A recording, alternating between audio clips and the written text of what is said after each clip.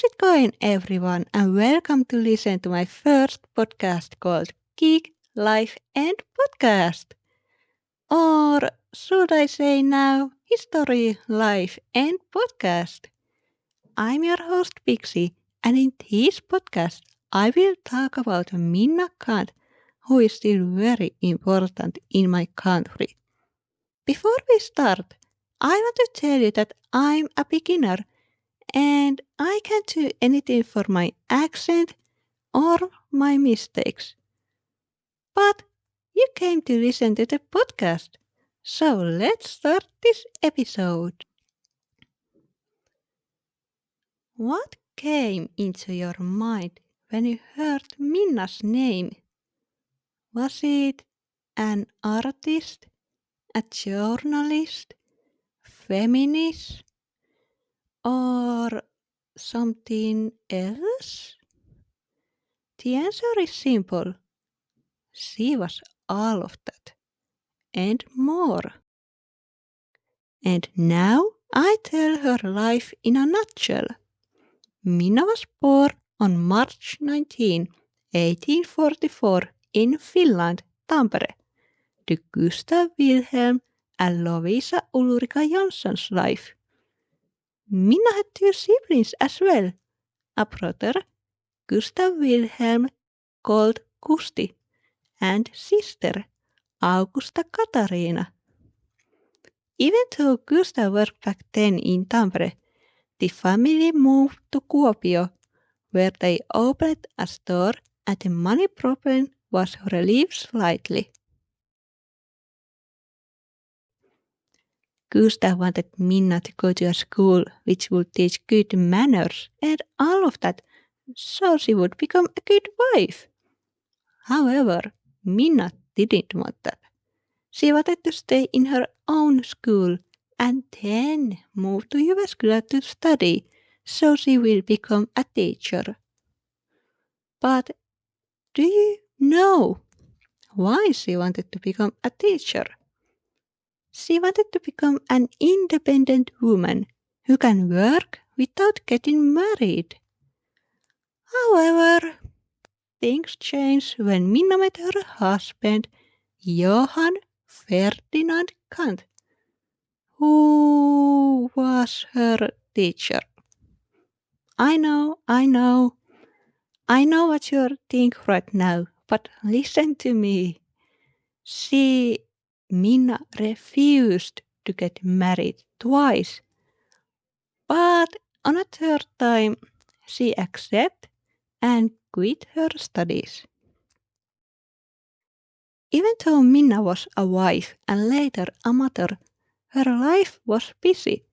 She started to write for the newspaper which her husband owned, and she was a part of the charitable organization. Minna was always creative, but after seeing a theater show, she started to write own shows, and the first one was called A Housebreaker, which they took gladly. You see, back then it was difficult to get shows only in Finnish. However, the family was met sorrow. Johan passed away at the age of 44, and now 35 years old Minna was alone now with 7 children. It was a hard time for her. So the family moved back to Kuopio, where she took her father's store in her hands, which was in a weak situation after his death. Lucky was Minna's side, and she got the store back on feet. And years later, she took Kusti's store in her hands.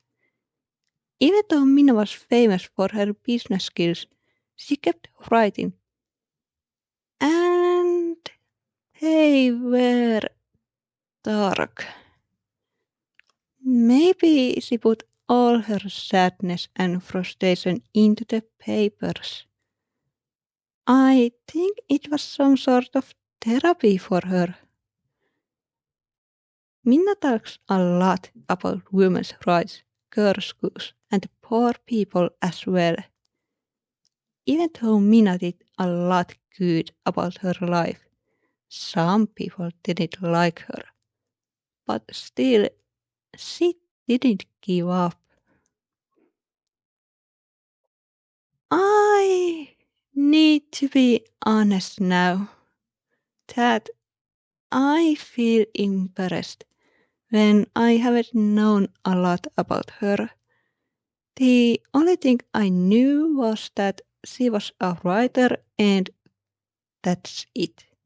But when I started to make this episode, I was surprised to see how much she did. And I'm thankful to this woman because without her or those kinds of people, things would be different. Before I end this episode, I have a couple questions for you. 1. Why Minna wants to become a teacher? And 2. Why is she still famous?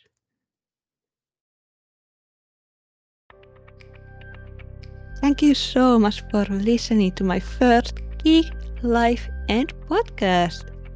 If you liked this one and you are interested to hear more like this, then let me tell you that more is coming. So stay tuned.